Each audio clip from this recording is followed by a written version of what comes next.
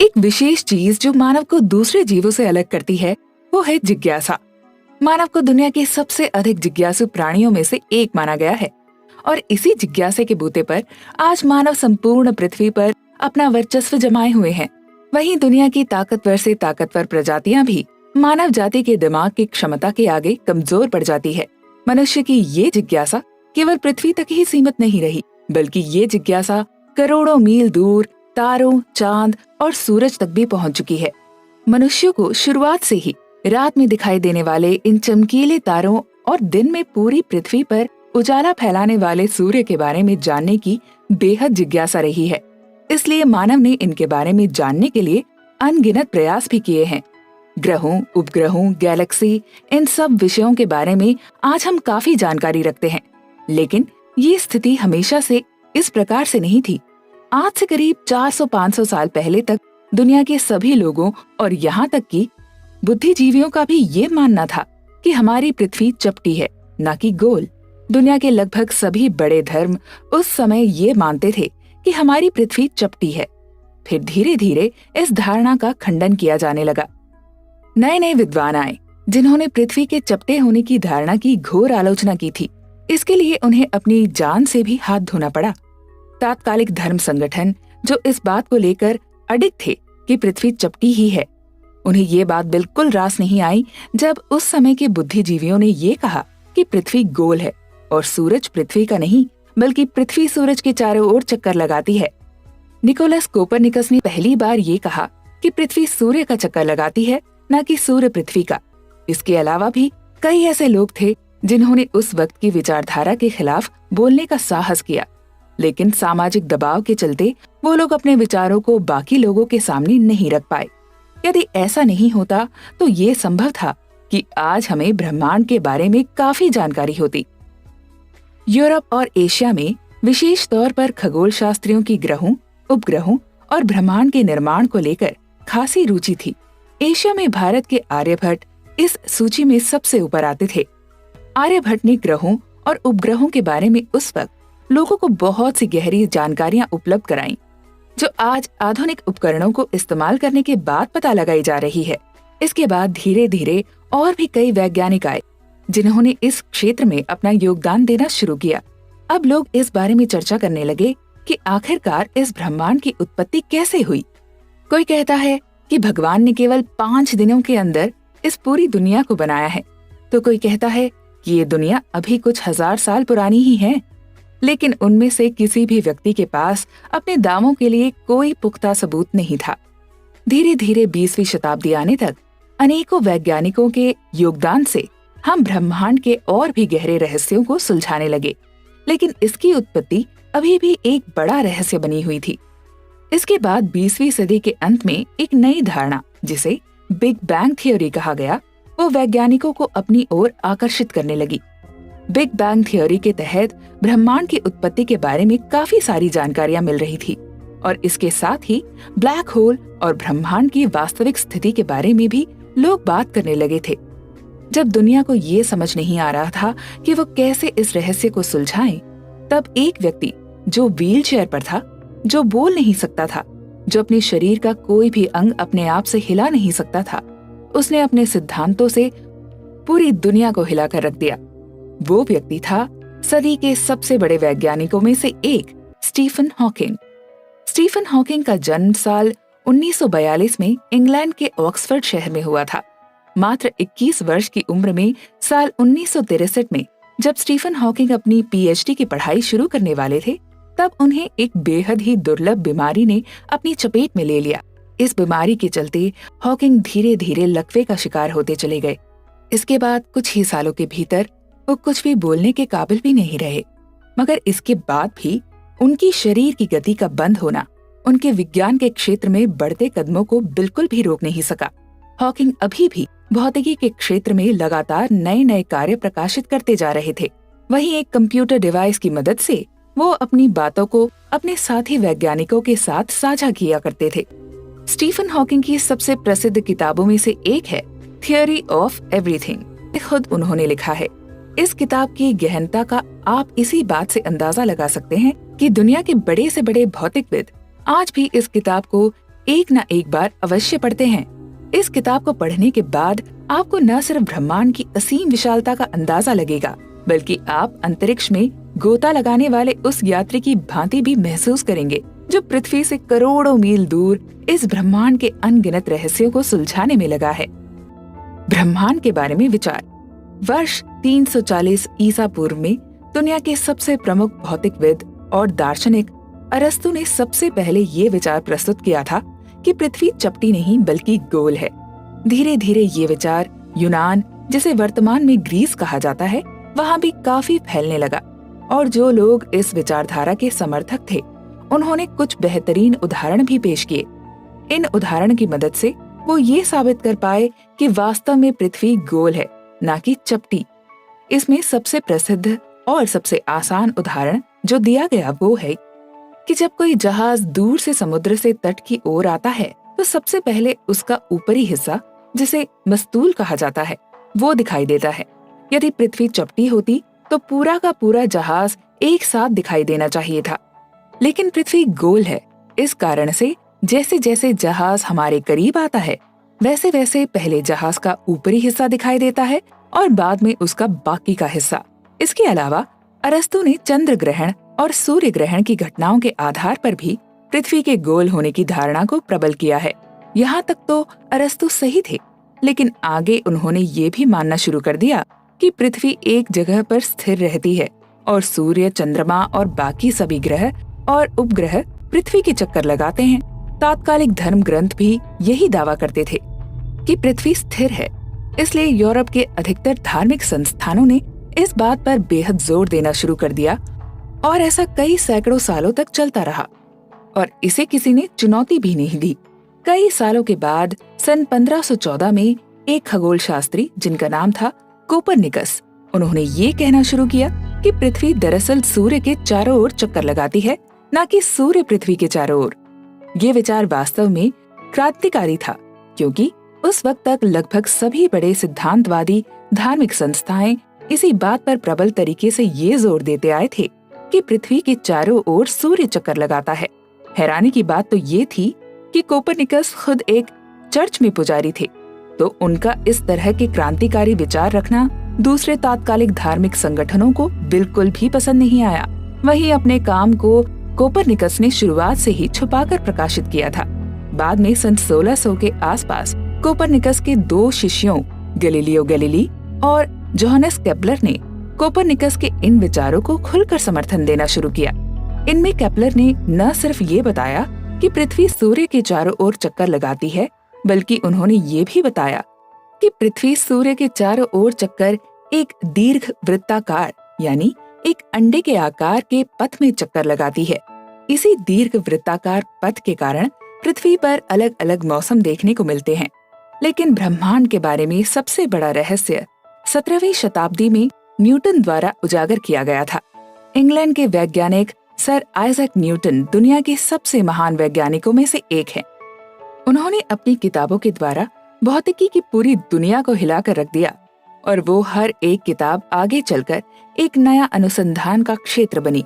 भौतिकी में न्यूटन को आज भी सबसे बड़ा वैज्ञानिक माना जाता है।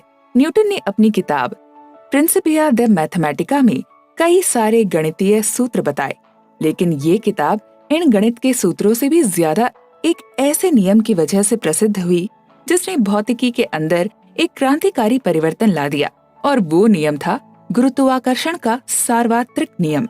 न्यूटन के इस नियम के अनुसार ब्रह्मांड की हर वस्तु दूसरी वस्तु को अपनी ओर आकर्षित करती है और उनके बीच लगने वाले आकर्षण बल को गुरुत्वाकर्षण बल कहते हैं। यही कारण है कि किसी भी वस्तु को यदि हम पृथ्वी से ऊपर की ओर फेंकते हैं तो वह पुनः पृथ्वी पर लौटती है।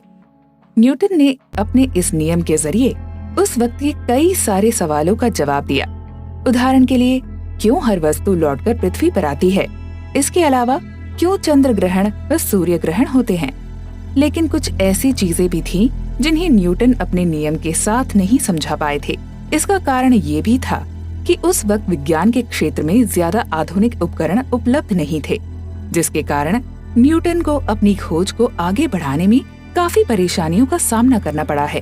17वीं शताब्दी में जब दुनिया केवल राजा महाराजाओं की गुलामी तक सीमित थी, तब न्यूटन इस तरह के क्रांतिकारी विचारों के साथ आगे बढ़ रहे थे। लेकिन क्या न्यूटन के सिद्धांतों से ही सभी सवालों को हल कर दिया? बिल्कुल नहीं। न्यूटन के इस नियम ने भौतिकी के वैज्ञानिकों के सामने एक और बड़ा सवाल लाकर खड़ा कर दिया था। वो सवाल ये था कि ब्रह्मांड की हर वस्तु एक दूसरे को अपनी ओर खींचती है, तो आखिरकार सभी ग्रह आपस में टकराते क्यों नहीं हैं? क्यों चांद इतने सालों के बावजूद भी पृथ्वी पर आकर नहीं गिरा, और क्यों पृथ्वी अपने से कई गुना बड़े सूर्य के अंदर जाकर समाहित नहीं हो गई? इस सवाल का जवाब ढूंढने के लिए कई लोगों ने ये सुझाव देना शुरू किया था कि शायद गुरुत्वाकर्षण बल की दूरी अधिक होने पर प्रतिकर्षण करता है और वस्तुओं के पास में आने पर वो आकर्षण बल की तरह कार्य करता है। लेकिन इन सुझावों को भी रद्द कर दिया गया, क्योंकि इस तरह से तो यदि कोई ग्रह किसी दूसरे ग्रह से आकर्षण की दूरी से थोड़ा सा भी दूर हट गया, तो प्रतिकर्षण बल के द्वारा वो दूर होता ही चला जाएगा। वहीं यदि ये निश्चित सीमा से आगे आया तो आकर्षण बल के द्वारा दूसरे ग्रह की ओर खींचता ही चला जाएगा। लेकिन ब्रह्मांड में हम ऐसा कुछ भी नहीं देखते हैं। ब्रह्मांड के सारे ग्रह एक दूसरे के साथ संतुलित में बने रहते हैं। तो इस संतुलन का क्या कारण हो सकता है? ये सवाल सभी वैज्ञानिकों को परेशान किए था और यहीं से शुरू हुई ब्रह्मांड के लगातार विस्तार होने की धारणा।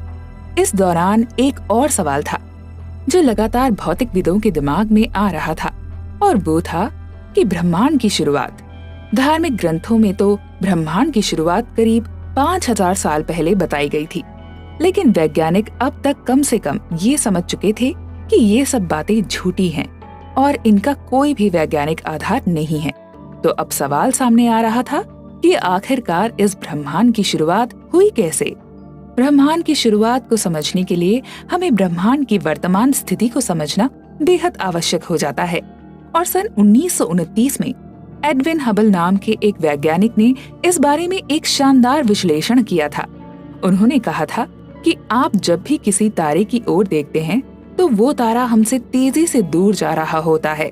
इसका अर्थ ये है कि कई सालों पूर्व वो तारा हमारे ज्यादा करीब था और कई करोड़ों साल पहले हो सकता है कि इस प्रमाण के सभी तारे एक ही जगह पर केंद्रित थे।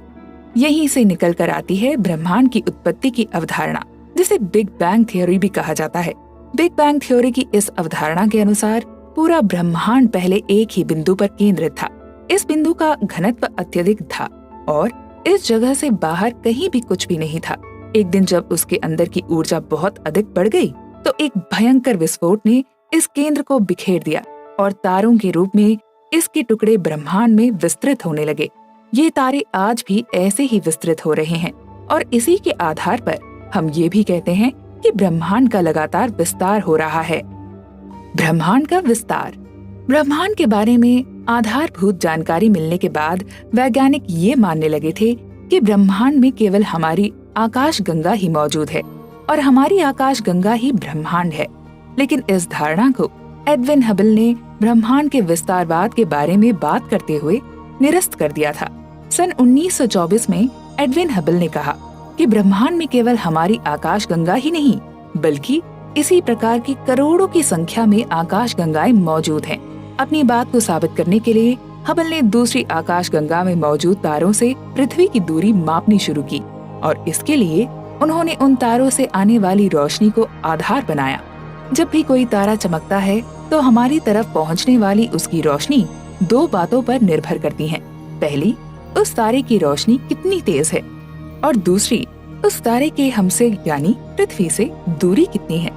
हबल ने ये दावा किया था कि ब्रह्मांड में कई सारे विशेष प्रकार के तारे होते हैं जिनकी रोशनी की तीव्रता हमेशा स्थिर रहती है और यदि हम इन तारों की तीव्रता को दूसरी आकाशगंगा के तारों की तीव्रता के साथ तुलना करें तो हम आसानी से दूसरी आकाशगंगा की दूरी भी ज्ञात कर सकते हैं।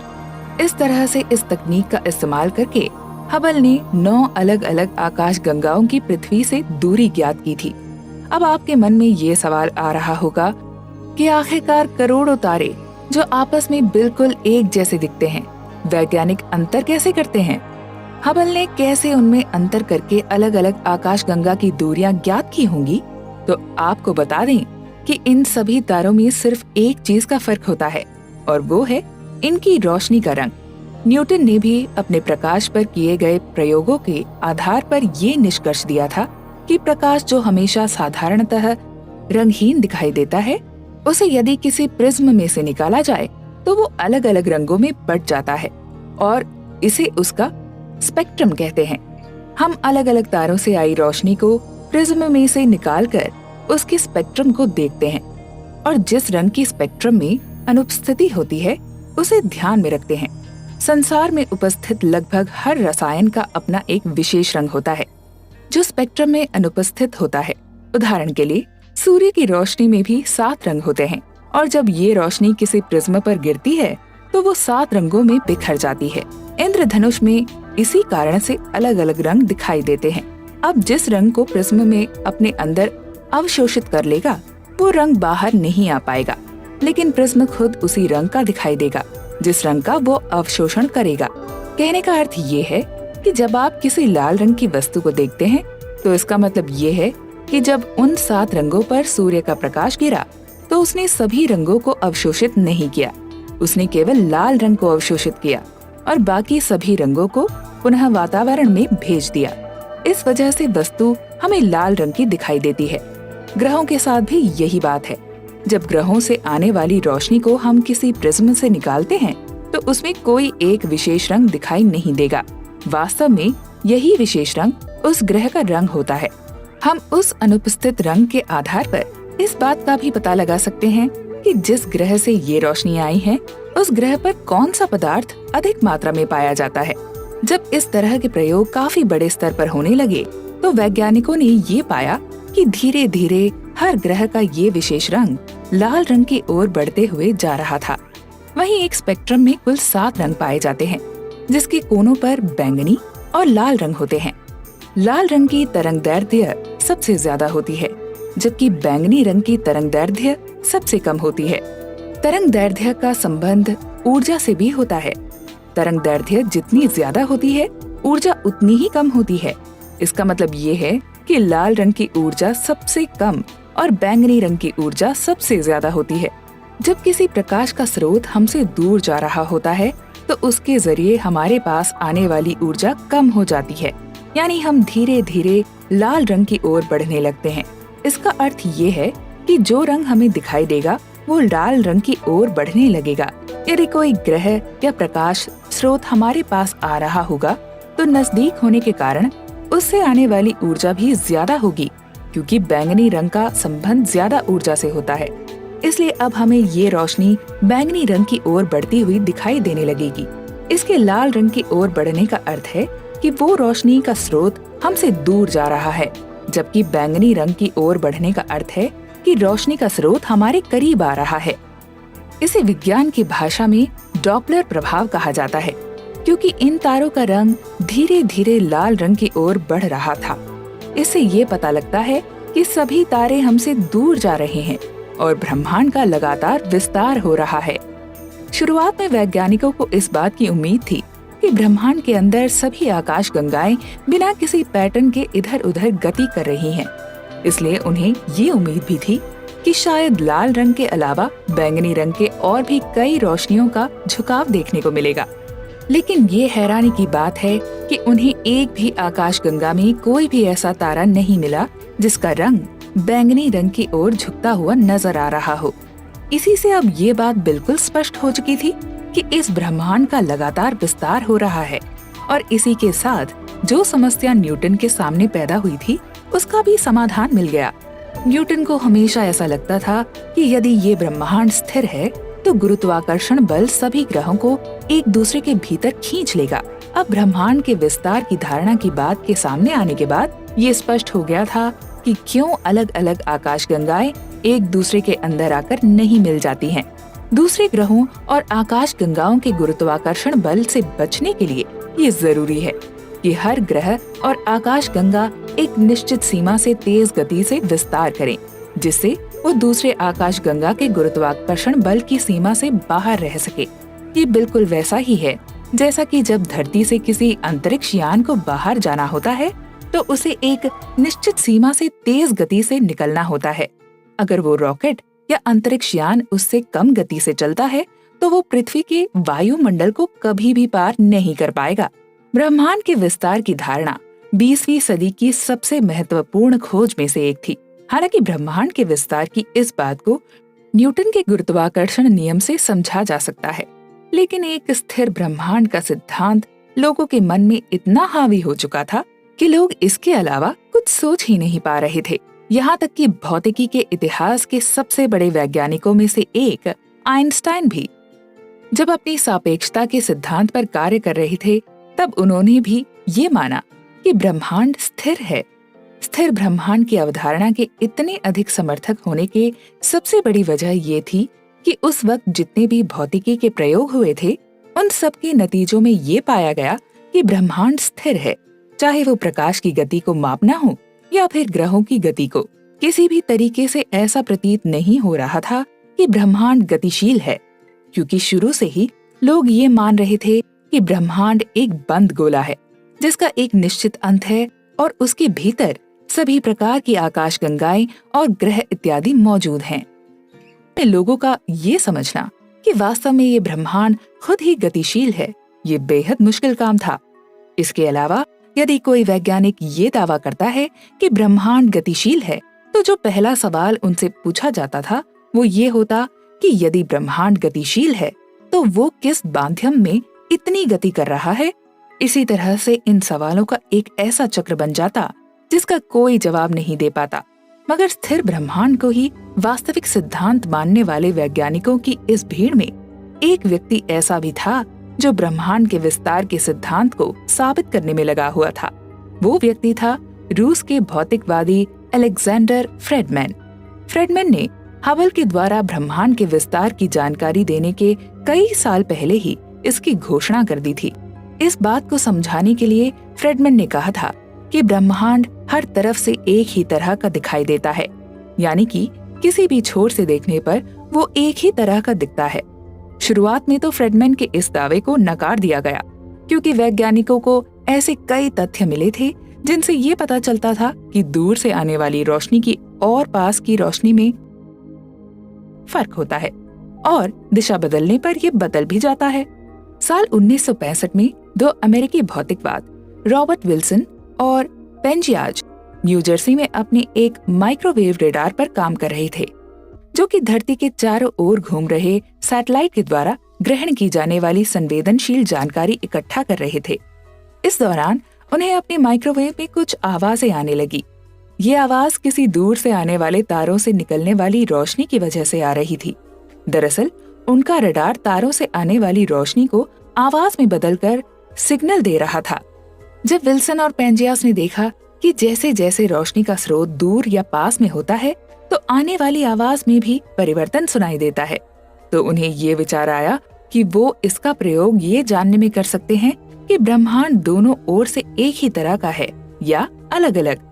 इसके बाद उन्हें ये नतीजे देखकर बहुत हैरानी हुई कि किसी भी दिशा से आने वाले रोशनी के कारण पैदा होने वाली आवाज बिल्कुल भी अलग नहीं थी। वहीं इससे ब्रह्मांड के दोनों ओर से एक जैसा होने की धारणा पर एक और मुहर लग गया।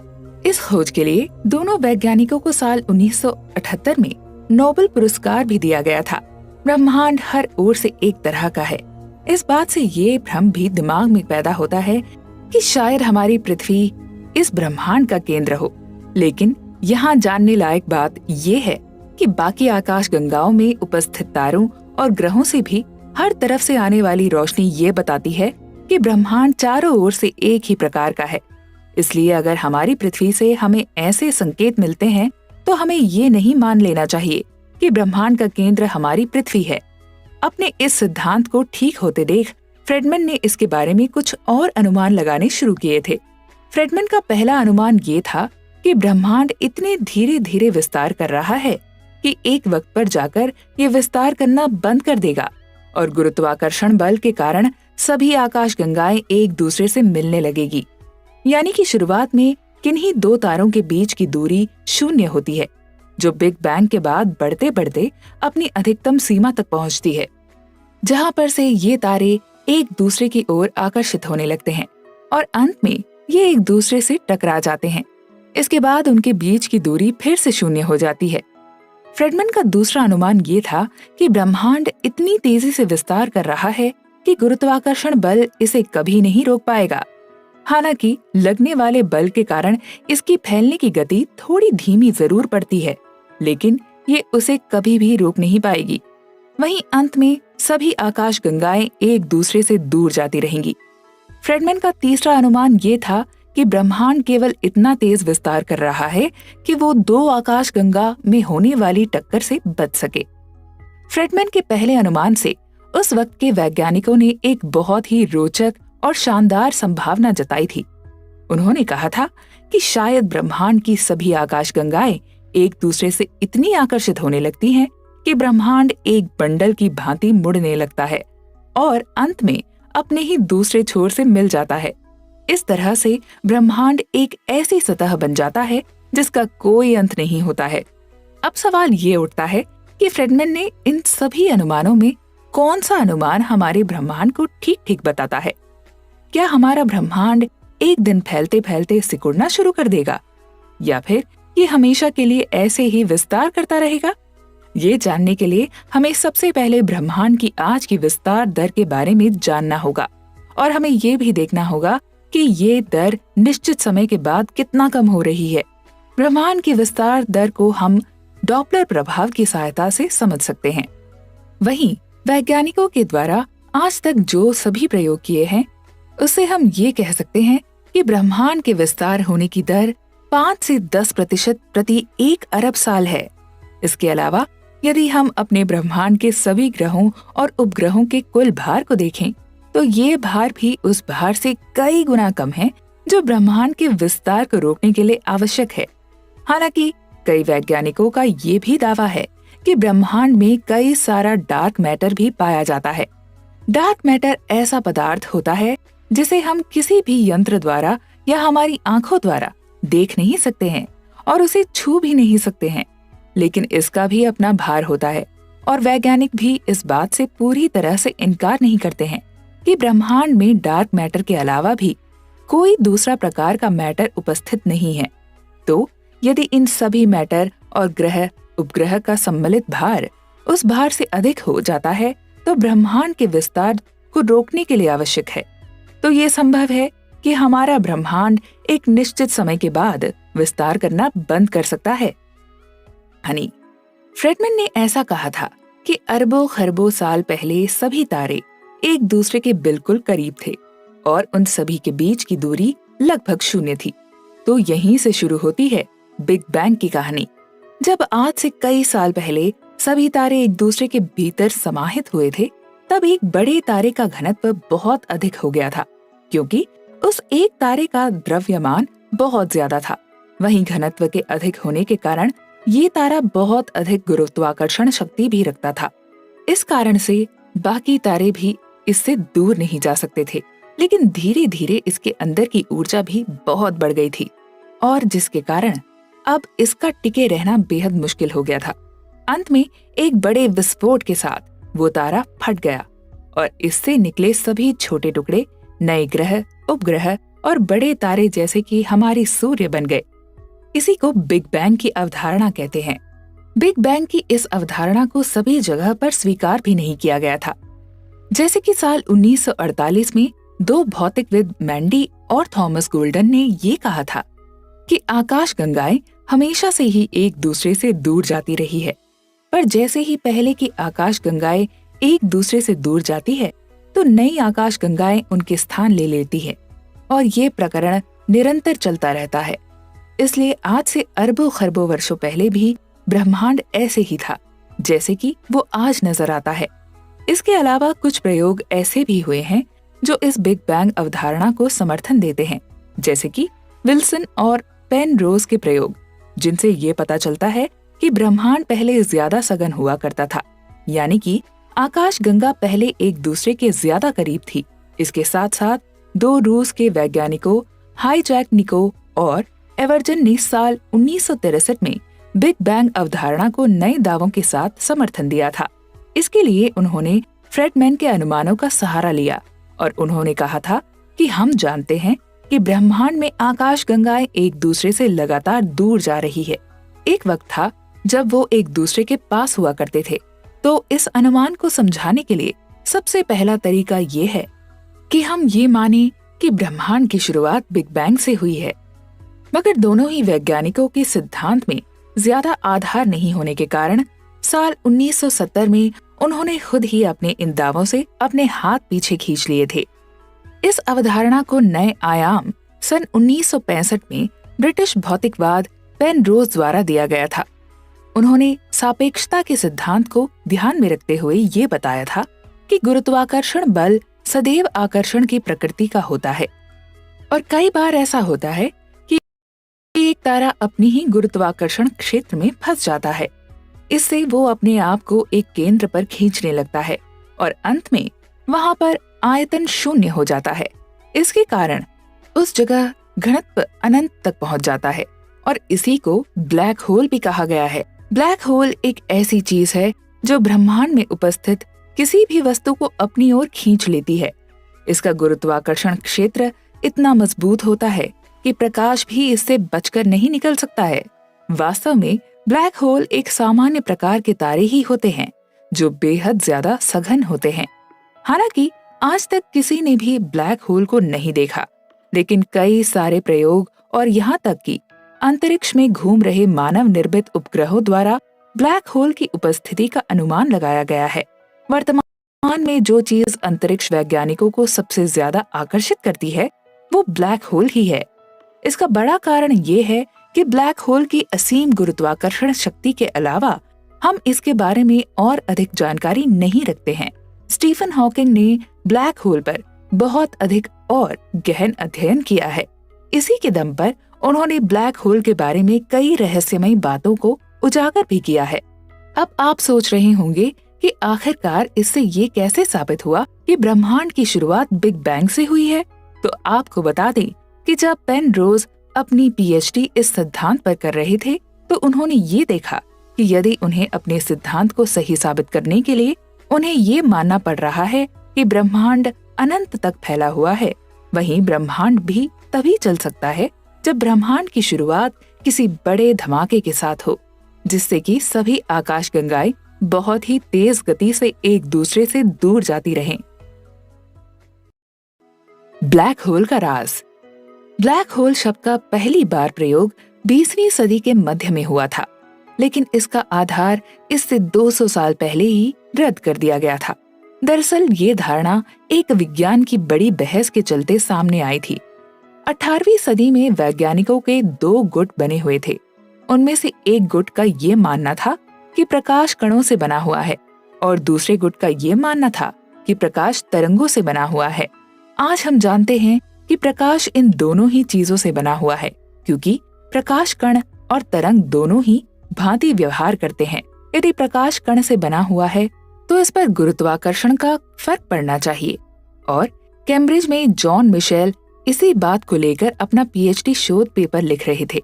उन्होंने कहा था कि यदि कोई तारा बेहद बड़ा और भारी हो लेकिन उसका आकार बहुत छोटा हो तो इससे उसका घनत्व बहुत बढ़ जाएगा और उसका गुरुत्वाकर्षण क्षेत्र इतना मजबूत हो जाएगा कि प्रकाश भी इससे बचकर नहीं निकल पाएगा।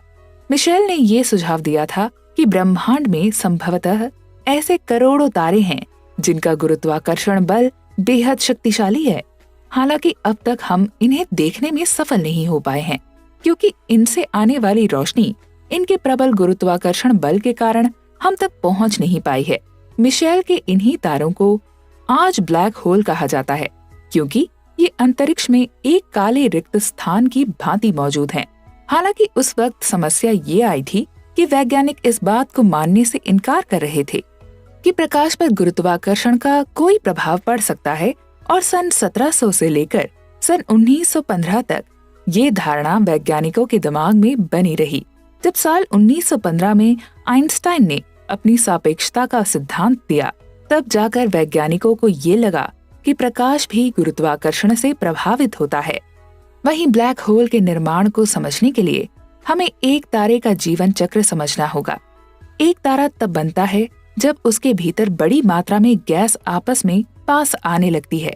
इनके एक दूसरे के करीब आने के कारण भी गुरुत्वाकर्षण बल ही होता है।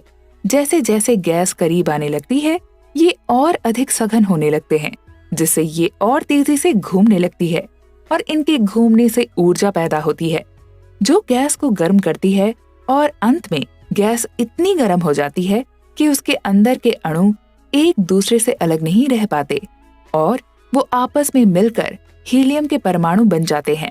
इस प्रक्रिया में असीम मात्रा में ऊर्जा पैदा होती है।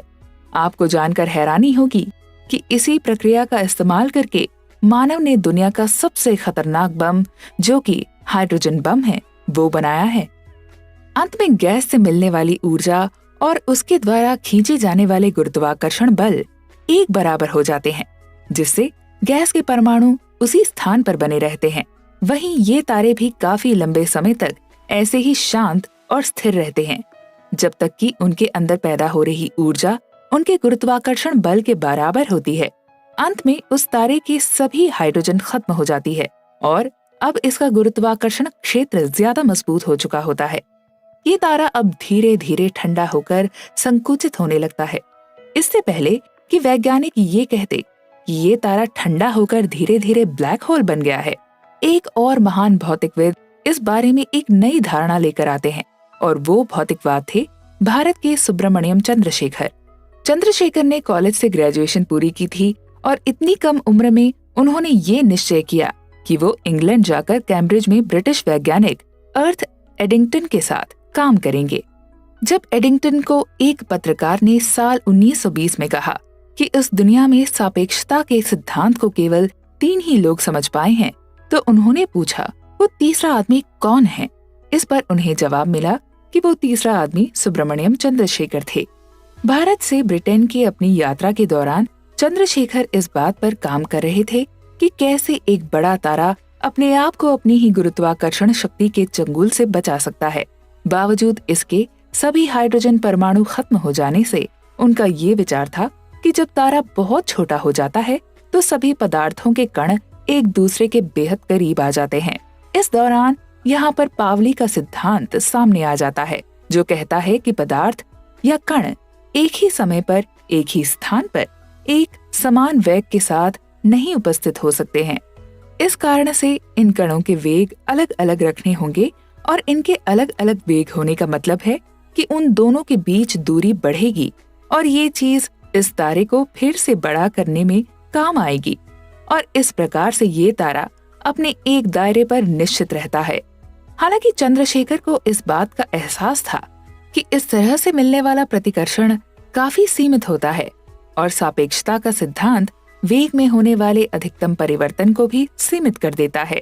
वहीं अंत में इन सब चीजों के बावजूद भी तारा इतना सघन हो जाएगा तो बाकी कोई भी प्रकार का प्रतिकर्षण इसकी गुरुत्वाकर्षण क्षमता से अधिक शक्तिशाली नहीं हो पाएगा। लेकिन चंद्रशेखर ने एक सीमा तय कर दी थी कि इस द्रव्यमान से अधिक द्रव्यमान का तारा खुद को अपने ही गुरुत्वाकर्षण से नहीं बचा पाएगा। चंद्रशेखर का ये मानना था कि हमारी आकाश गंगा में मौजूद सूर्य से 1.5 गुना अधिक वजन रखने वाले तारे खुद को अपनी ही गुरुत्वाकर्षण शक्ति से नहीं बचा सकते। द्रव्यमान की इस सीमा को चंद्रशेखर सीमा के नाम से भी जाना जाता है। चंद्रशेखर सीमा का असर ब्रह्मांड के कई सारे तारों पर देखने को मिला। जो भी तारे सीमा से अधिक द्रव्यमान के होते हैं तो वो अंत में ब्लैक होल के रूप में परिवर्तित हो जाते हैं। वहीं जो इससे कम द्रव्यमान रखते हैं वो एक समय के बाद सिकुड़ना बंद कर देते हैं। उन्हें व्हाइट ड्वार्फ कहा जाता है। यहाँ आपको ये बताना जरूरी है कि हमारी आकाश गंगा में मौजूद तारा सीरियस, जो आकाश का सबसे चमकीला तारा है और वास्तव में एक व्हाइट ड्वार्फ है। हालांकि कई तारों का द्रव्यमान चंद्रशेखर सीमा से अधिक था। वो जब बहुत ज्यादा सघन होने लगे तो उनमें एक विस्फोट देखा गया, जिससे कि उनका द्रव्यमान कम हो जाता है और वो चंद्रशेखर सीमा के अंदर आ जाते हैं। लेकिन अभी भी कई सारे सवाल ऐसे थे जिनका जवाब वैज्ञानिकों को नहीं मिला था, जैसे कि कैसे एक तारे को ये पता लगता है कि इसे अपना द्रव्यमान कम करना चाहिए, और क्या होगा यदि हम किसी तारे के अंदर वजन जोड़ दें जो पहले चंद्रशेखर सीमा के अंदर था। क्या ये एक ब्लैक होल की तरह बनेगा? एडिंगटन ने जब चंद्रशेखर के परिणाम देखे तो उन्होंने हैरानी के साथ उनके परिणामों को मानने से इनकार कर दिया। उन्होंने सोचा कि एक तारे का निश्चित सीमा तक ही सिकुड़ना संभव है। ऊपर से उस वक्त के सभी वैज्ञानिक, जिनमें आइंस्टाइन भी शामिल हैं, उनका भी यही मानना था। एडिंगटन ने चंद्रशेखर को बहुत समझाया कि उसे इस धारणा को छोड़ देना चाहिए, लेकिन चंद्रशेखर नहीं माने। वहीं एडिंगटन में चंद्रशेखर की प्रतिभा को तब समझा जब साल 1983 में उन्हें नोबेल पुरस्कार से सम्मानित किया गया। एक तरफ जहां चंद्रशेखर ने कई सारे सवालों के जवाब दिए, तो वहीं दूसरी ओर अभी भी कुछ ऐसे सवाल थे जिनका जवाब मिलना अभी भी बाकी था। जैसे कि चंद्रशेखर सीमा से कम द्रव्यमान रखने वाले तारे के साथ क्या होगा।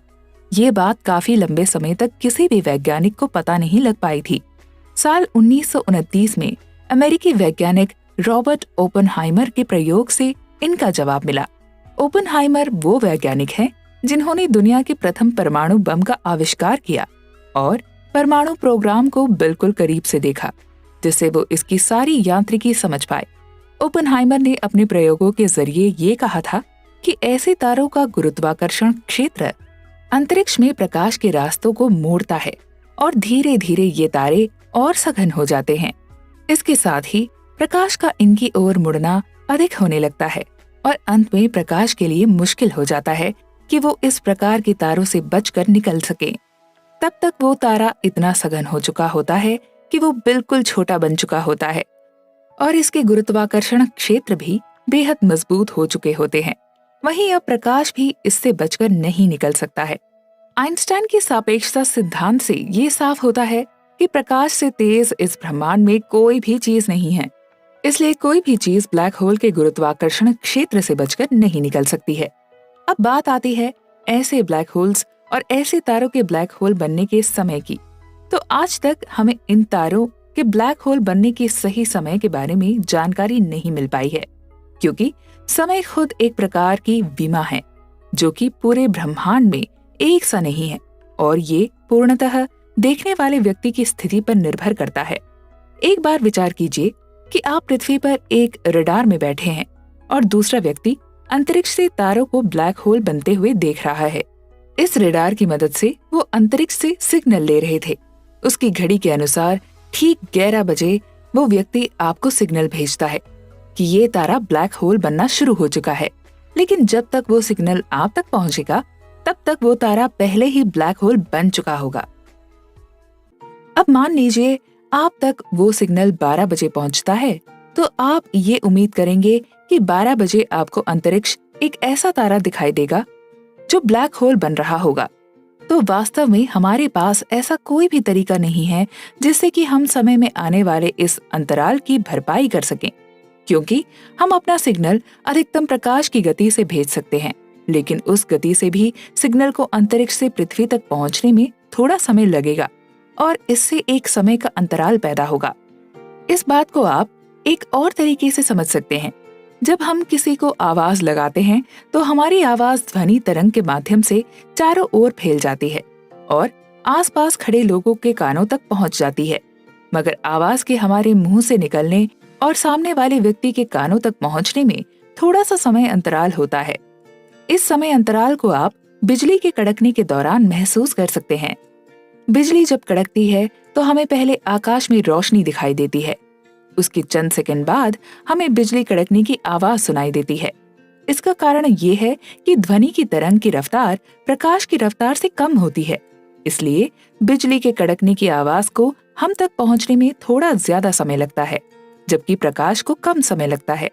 लेकिन इसका ये अर्थ नहीं है कि प्रकाश की गति को ज्यादा समय नहीं लगता। जब दूरी बहुत अधिक होती है तो प्रकाश को इस दूरी को तय करने में पर्याप्त समय लगता है। सूर्य की रोशनी पृथ्वी तक पहुंचने में करीब 8 मिनट का समय लगाती है। इसका अर्थ ये है कि जब हम सूर्य उदय होते दिखाई देता है, वो वास्तव में उससे 8 मिनट पहले ही उठ चुका होता है। ये समय अंतराल हम जब ग्रहों को अध्ययन करते हैं तब भी दिखाई देता है। अब हम ब्लैक होल के बारे में सबसे बड़ी बातें सामने लाएंगे। ये जानकारी खुद स्टीफन हॉकिंग और उनके साथी वैज्ञानिक रोज ने दी थी। हॉकिंग ने केवल इस बात पर जोर नहीं दिया कि ब्लैक होल एक प्रकार के वैक्यूम क्लीनर है। उन्होंने इसके अंदर होने वाली घटनाओं के बारे में भी लोगों को बताया था। हॉकिंग के ब्लैक होल के बारे में दिए गए सिद्धांतों को समझने के लिए आपको भौतिकी की एक बेहद जरूरी परिभाषा सीखनी होगी। आपको सिंगुलैरिटी के बारे में समझना होगा। सिंगुलैरिटी का अर्थ वो स्थिति है जब किसी वस्तु की गुरुत्वाकर्षण शक्ति इतनी प्रबल हो जाए कि उस जगह का समय भी एक व्यवस्थित तरीके से चल नहीं पाए। आपको हैरानी हो रही होगी कि आखिरकार समय कैसे अव्यवस्थित हो सकता है। तो आपको ये जान लेना चाहिए कि जिस प्रकार से हम अपने चारों ओर कई सारी आयाम देखते हैं, जिनमें लंबाई, चौड़ाई और भार इत्यादि शामिल है, उसी प्रकार समय भी एक प्रकार का आयाम है और समय पूरे ब्रह्मांड में निश्चित नहीं है। तो जब एक ब्लैक होल की गुरुत्वाकर्षण शक्ति बहुत अधिक बढ़ जाती है तो उसे ब्लैक होल के भीतर समय भी व्यवस्थित नहीं रह पाता है। हालांकि हमें ये कोई भी बता नहीं सकता कि ब्लैक होल के अंदर समय कितना तेज या धीमा चल रहा है, क्योंकि ब्लैक होल से निकलने वाला कोई भी सिग्नल वहां से बाहर नहीं निकल पाएगा, क्योंकि उसके गुरुत्वाकर्षण का इतना अधिक होता है कि स्वयं प्रकाश ब्लैक होल को छोड़कर बाहर नहीं निकल सकता है। इसी समय में अव्यवस्थता को देखते हुए स्टीफन हॉकिंग ने समय यात्रा पर भी संभावना जताई थी। उन्होंने कहा था कि समय में आई इस अव्यवस्था से हो सकता है कि आप भूतकाल में पहुंच जाएं और ये भी संभव है कि आप भविष्यकाल में पहुंच जाएं। अब तक हमने थ्योरी ऑफ एवरीथिंग किताब में ब्रह्मांड और ब्लैक होल के बारे में कई जरूरी बातों को जाना, लेकिन ब्लैक होल के बारे में ऐसी कई विचित्र बातें भी हैं जो वैज्ञानिकों को अचरज में डाले हुए हैं। बात साल 1970 की है। उस वक्त स्टीफन हॉकिंग का ज्यादातर ध्यान आइंस्टाइन की सापेक्षता सिद्धांत को नई व्याख्या करने में लगा हुआ था और बिग बैंग की सिंगुलैरिटी के बारे में स्टीफन हॉकिंग काफी समय से विचार कर रहे थे। वहीं ये विचार बिना किसी नतीजों के चलते रहते थे। लेकिन जिस दिन हॉकिंग की बेटी का जन्म हुआ, उस दिन हॉकिंग सोने जाने से पहले ब्लैक होल के बारे में सोचने लगे। वो सोचने लगे कि ब्लैक होल के भीतर के समय और ब्लैक होल के बाहर के समय में क्या फर्क है। हॉकिंग जब रॉजर पेनरोज से ब्लैक होल के बारे में बात कर रहे थे, तब उन्हें ब्लैक होल के बारे में कुछ बहुत खास बातें पता चली। हॉकिंग ने पेनरोज को बताया कि ब्लैक होल अलग अलग प्रकार की घटनाओं को लगातार चलने वाला क्रम है, जिससे एक निश्चित दूरी के बाद बच पाना बेहद मुश्किल है। इसका मतलब ये हुआ कि ब्लैक होल के किनारों पर हमेशा प्रकाश की किरणें रहती हैं। ये किरणें उतनी ही दूरी पर होती हैं जहां से आगे आने पर ये ब्लैक होल द्वारा निगल ली जाती हैं। ये बिल्कुल उसी तरह का है जैसे चोर और पुलिस की भागम भाग में चोर पुलिस से हमेशा एक कदम आगे रहता है, लेकिन इसके बावजूद वो पुलिस से छुटकारा नहीं पा सकता। इसी तरह रोशनी की किरणें भी ब्लैक होल के किनारे पर फंसी होती हैं, जहां से ये न तो ब्लैक होल से दूर भाग सकती हैं और न ही ब्लैक होल के अंदर जा पाती हैं। अब आप एक ऐसी परिस्थिति पर विचार कीजिए जिसमें एक चोर सामने से पुलिस वाले से बचने की कोशिश में भागता हुआ आता है और किसी दूसरे चोर से टकरा जाता है। क्या इसका नतीजा ये नहीं होगा कि अब वो दोनों चोर पुलिस की गिरफ्त में आ जाएंगे? ऐसा ही कुछ प्रकाश की उस किरण के साथ भी होता है जो ब्लैक होल के किनारों पर फंसी होती है। जब कोई दूसरी किरण ठीक पहले वाली किरण के सामने से ब्लैक होल की ओर आकर पहली वाली किरण से टकरा जाती है, तब दोनों ही किरणें ब्लैक होल द्वारा निगल ली जाती हैं। मगर वास्तव में ऐसा कभी होता नहीं है। हमें कैसे पता चला कि ऐसा कभी नहीं होता? दरअसल ब्लैक होल के किनारे हमेशा ही चमकदार होते हैं। इसका कारण उसके किनारों पर फंसी हुई रोशनी की किरण होती है। इससे हम ये समझ सकते हैं कि ब्लैक होल के किनारों पर फंसी हुई वो रोशनी की किरण कभी भी ब्लैक होल के अंदर नहीं जाती। इसी के आधार पर हॉकिंग ने कहा है कि ब्लैक होल पर दो रोशनी की किरणें कभी भी आपस में टकराती नहीं हैं। वो हमेशा एक दूसरे के समानांतर बनी रहती हैं। ऊष्मा गतिकी का दूसरा नियम। हॉकिंग लगातार ब्लैक होल पर काम करते जा रहे थे। वो ब्लैक होल की रहस्यमय गुत्थी को सुलझाने की कोशिश में लगे थे। तभी उनके दिमाग में एक और बेहतरीन विचार आया। उन्होंने सोचा कि वो इस ब्लैक होल की एंट्रोपी ज्ञात करके इसकी गुत्थी को काफी हद तक समझ सकते हैं। एंट्रोपी भौतिकी की वो राशि है जिससे किसी भी सिस्टम में फैली हुई अव्यवस्था को ज्ञात किया जा सकता है। जो वस्तु जितनी स्थायी होगी उसकी एंट्रोपी भी उतनी ही कम होगी। आमतौर पर ये देखा गया है कि जब भी किसी सिस्टम को बिना किसी रोक टोक के चलने दिया जाता है तो उसकी एंट्रोपी बढ़ती है। इसे ऐसे समझे जैसे किसी नए घर को बनाते समय उसे सिर्फ कामगारों के भरोसे छोड़ दिया जाता है तो इसकी पूरी संभावना होती है कि उस घर के निर्माण में कुछ न कुछ गड़बड़ जरूर देखी जाएगी। इसका सीधा संबंध सिस्टम में उपलब्ध ऊर्जा से भी होता है। जितनी ऊर्जा सिस्टम में मौजूद होगी, सिस्टम की एंट्रोपी भी उतनी ही ज्यादा होगी। अगर किसी तरीके से इस मुक्त ऊर्जा की मात्रा को हम कम कर देते हैं तो इसका सीधा असर सिस्टम की एंट्रोपी पर पड़ता है और वो भी कम हो जाती है। इसी को ऊष्मागतिकी का दूसरा नियम कहा गया है। ऊष्मागतिकी का दूसरा नियम सीधा सीधा ये कहना है कि कोई भी ऐसा सिस्टम जो किसी से भी जुड़ा हुआ नहीं है और उसकी एंट्रोपी में समय के साथ कोई परिवर्तन नहीं देखा जाता है। इसके अलावा यदि दो ऐसे सिस्टम आपस में मिल जाते हैं तो मिलकर बने उस नए सिस्टम की एंट्रोपी दोनों सिस्टम की एंट्रोपी के योग से हमेशा अधिक होती है। इसी तरह मान लीजिए कि दो बक्से हैं जिसमें से एक में ऑक्सीजन के अणु हैं और दूसरे में नाइट्रोजन के अणु हैं। इन दोनों बक्सों के बीच में एक दीवार है। अब यदि कोई इनके बीच की दीवार को हटा देता है तो ऑक्सीजन और नाइट्रोजन के अणु आपस में मिलना शुरू हो जाएंगे। कुछ देर बाद ऑक्सीजन और नाइट्रोजन के अणुओं के एक समान मिश्रण का एक नया सिस्टम बनेगा। इस स्थिति में ज्यादा अव्यवस्था है, इसलिए इसकी एंट्रोपी भी अधिक होगी। ऊष्मागतिकी के दूसरे नियमों की तुलना में विज्ञान के नियम काफी अलग होते हैं। बाकी नियम जैसे न्यूटन का गुरुत्वाकर्षण का नियम इत्यादि वो भी हमेशा लागू होते हैं। वहीं ऊष्मागतिकी का दूसरा नियम हमेशा लागू नहीं होता है। हमारे बॉक्स में सभी गैस अणुओं के होने की संभावना बॉक्स के एक आधे हिस्से में बाद के समय में कई गुना ज्यादा होती है। हालांकि अगर किसी के पास ब्लैक होल है तो उसके पास एक और आसान तरीका है। दूसरे कानून का उल्लंघन करने के लिए उसे केवल कुछ पदार्थों को बहुत अधिक एंट्रोपी के साथ ब्लैक होल में फेंक देना है, जिससे बाहर के पदार्थ की कुल एंट्रोपी ब्लैक होल से कम हो जाएगी। अब आप ये सोच रहे होंगे कि इसकी कुल एंट्रोपी अब भी बदली नहीं है, मगर जब ब्लैक होल के अंदर देखने का कोई तरीका नहीं है तो हम ये नहीं देख सकते कि उसके भीतर कितनी एंट्रोपी है। लेकिन बाहर से देखने वाला कोई व्यक्ति ये जरूर सोच सकता है कि ब्लैक होल में कुछ भी फेंका जाए तो उसकी एंट्रोपी बढ़ेगी। हॉकिंग की इसी रिसर्च के बाद लोगों की इस क्षेत्र में रुचि बहुत अधिक बढ़ चुकी थी। प्रिंसटन में एक छात्र जिसका नाम जेकब बेकिंस्टन है, उसने इस सवाल पर सुझाव दिया कि ब्लैक होल का विस्तार किस प्रकार होता होगा। जेकब का मानना था कि जैसे ही एंट्रोपी ले जाने वाला पदार्थ ब्लैक होल में गिरेगा तो ब्लैक होल का विस्तार होगा, जिससे एंट्रोपी का कुल योग कभी भी न बदले। इस प्रकार इसमें भी ऊष्मागतिकी के दूसरे नियम का पालन देखा जाएगा। हालांकि जेकब का ये सुझाव कई सारे हालातों में दूसरे नियम को टूटने से बचा रहा था, लेकिन इसमें कुछ बड़ी समस्या भी थी। पहली समस्या ये थी कि यदि ब्लैक होल एंट्रोपी रखता है तो इसका कुछ न कुछ तापमान भी होगा। इसके कारण एक वस्तु गैर शून्य तापमान का एक निश्चित दर पर विकिरण उत्सर्जित करेगी। वहीं कम तापमान पर पिंड विकिरण उत्सर्जित करते हैं, लेकिन आमतौर पर कोई इसे देख नहीं पाता क्योंकि इनकी संख्या काफी कम होती है। दूसरे नियमों के उल्लंघन को रोकने के लिए इस विकिरण की आवश्यकता होती है, इसलिए ब्लैक होल को विकिरण उत्सर्जित करते रहना चाहिए।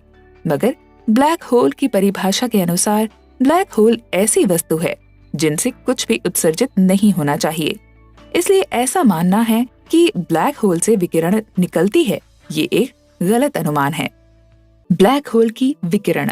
सितंबर 1973 में हॉकिंग ने मॉस्को के दौरे के दौरान दो प्रमुख सोवियत विशेषज्ञ योकोव जेल्डोविच और एलेक्सेई स्टारोबिन्स्की से ब्लैक होल पर चर्चा की। उन्होंने हॉकिंग को बताया कि क्वांटम यांत्रिकी के अनिश्चितता सिद्धांत के अनुसार घूमने वाले ब्लैक होल को कणों का निर्माण और उत्सर्जन करनी चाहिए। हॉकिंग ने जब बाद में इसकी गणितीय गणना की तो उन्हें इसके बहुत ही आश्चर्यजनक नतीजे मिले। उन्होंने अपनी गणना में पाया कि न केवल घूमने वाले बल्कि न घूमने वाले ब्लैक होल भी एक निश्चित दर के साथ कणों का उत्सर्जन करते हैं। अंत में हॉकिंग ने ये पाया कि प्रत्येक ब्लैक होल अपने तापमान के अनुसार स्पेक्ट्रम के कणों का उत्सर्जन करता है। ये ब्लैक होल ठीक उसी दर से कणों का उत्सर्जन करते हैं जिससे ऊष्म गतिकी के दूसरे नियम का ठीक से पालन हो सके। ये कण वर्चुअल या आभासी कण कहलाते हैं। इसके अलावा ये कण वास्तविक कणों की तरह कणदर्शी से देखे नहीं जा सकते। हालांकि उनके अप्रत्यक्ष प्रभाव जैसे इलेक्ट्रॉन कक्षाओं और परमाणुओं की ऊर्जा इत्यादि को मापा जरूर जा सकता है। ऊर्जा संरक्षण के नियम के अनुसार इन कणों का एक जोड़ा सकारात्मक ऊर्जा तो दूसरा जोड़ा नकारात्मक ऊर्जा से बना होता है। नकारात्मक ऊर्जा वाले कण बहुत कम समय के लिए रह पाते हैं, वहीं स्थायी वास्तविक कण ज्यादातर सकारात्मक ऊर्जा वाले होते हैं। हालांकि ब्लैक होल के अंदर का गुरुत्वाकर्षण वाला क्षेत्र इतना मजबूत होता है कि उसमें एक वास्तविक कण भी नकारात्मक हो सकता है। इसलिए ऐसा संभव है कि एक नकारात्मक ऊर्जा वाला कण ब्लैक होल में गिरकर एक वास्तविक ऊर्जा वाला कण बन जाता है। एक दूरी पर खड़े व्यक्ति के लिए ये ऐसा प्रतीत होता है जैसे कि ये एक वास्तविक कण ब्लैक होल से ही उत्सर्जित किया गया है। ब्लैक होल जितना छोटा होगा, नकारात्मक ऊर्जा वाले कण को वास्तविक कण में बनने के लिए उससे उतना ही कम दूर जाना होगा। इस प्रकार उत्सर्जन की दर भी अधिक होगी और उस वक्त ब्लैक होल का तापमान भी अधिक होगा।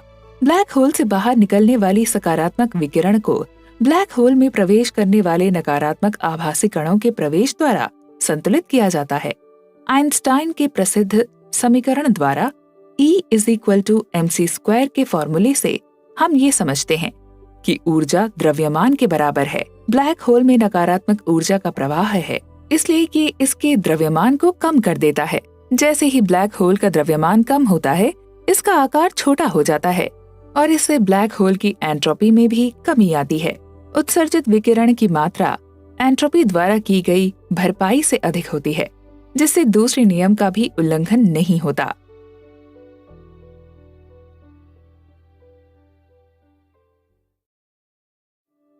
ब्लैक होल विस्फोट। ब्लैक होल का द्रव्यमान जितना कम होगा, उसका तापमान उतना अधिक होगा। ऐसे ही जब ब्लैक होल का द्रव्यमान कम होता है, तब उसका तापमान और उत्सर्जन की दर दोनों बढ़ जाते हैं। मगर ये अभी तक साफ नहीं है कि तब क्या होता है जब ब्लैक होल का द्रव्यमान एकदम अत्यंत छोटा हो जाता है। इसका सबसे प्रसिद्ध अनुमान ये है कि शायद ये एक जबरदस्त विस्फोट के साथ पूरी तरह से गायब हो जाएगा। ब्लैक होल का द्रव्यमान सूर्य के द्रव्यमान से कुछ गुना अधिक है। इसका तापमान परम ताप -273 केल्विन से केवल थोड़ा ही अधिक होगा।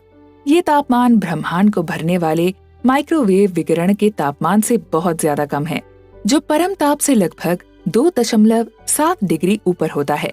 इसी कारण ब्लैक होल अवशोषण की तुलना में कम उत्सर्जन करेंगे। हालांकि इसका अवशोषण भी काफी कम होगा। अगर ब्रह्मांड का हमेशा के लिए विस्तार करना होता, तो माइक्रोवेव तरंग का तापमान गिरते गिरते ब्लैक होल के तापमान से भी कम हो जाता। तब ब्लैक होल जितना उत्सर्जित करता, उससे कम अवशोषित करता और द्रव्यमान खोना शुरू कर देगा। लेकिन फिर भी इसका तापमान इतना कम है कि इसे वाष्पित होने में लगभग 10 से 66 वर्ष लगेंगे। ये ब्रह्मांड की उम्र से काफी लंबा है, जो केवल 10 वर्ष के बराबर है। दूसरी ओर, जैसा कि हमने पहले सीखा था कि ब्रह्मांड में कुछ प्राथमिक ब्लैक होल भी हो सकते हैं, जो ब्रह्मांड में पाई जाने वाली अनियमितताओं के चलते बने होंगे। ऐसे ब्लैक होल का तापमान भी काफी अधिक होता है, जो बहुत अधिक दर पर विकिरण उत्सर्जित कर सकते हैं। 1000 मिलियन के प्रारंभिक द्रव्यमान वाले एक प्राथमिक ब्लैक होल की उम्र लगभग ब्रह्मांड की आयु के बराबर होगी। इससे कम प्रारंभिक द्रव्यमान वाले प्राथमिक ब्लैक होल पहले से ही पूरी तरह से नष्ट होकर वाष्पित हो गए होंगे। हालांकि थोड़े अधिक द्रव्यमान वाले ब्लैक होल अब भी एक्स किरणों और गामा किरणों के रूप में विकिरण उत्सर्जित कर रहे होंगे। ये विकिरण प्रकाश की तरंगों की तरह है, लेकिन इनकी तरंग दैर्घ्य काफी कम होती है और ऊर्जा बहुत ज्यादा। अगर हम इसकी ऊर्जा की मात्रा को देखें, तो ऐसा एक ब्लैक होल 10 बड़े बिजली घर चला सकता है।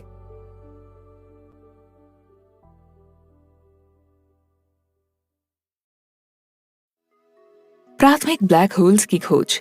अब तक हमने ये जाना कि प्राथमिक ब्लैक होल्स क्या होते हैं और ये कब बने थे। ये प्राथमिक ब्लैक होल हमारे कई सारे अध्ययनों में महत्वपूर्ण भूमिका निभा सकते हैं। इनके जरिए हम कई सारी ऐसी बातों को जान सकते हैं जो ब्रह्मांड के राज को खोलने में हमें काफी मददगार साबित होगी। ये प्राथमिक ब्लैक होल्स ही ये बताएंगे कि आखिरकार हमारी उत्पत्ति कैसे हुई।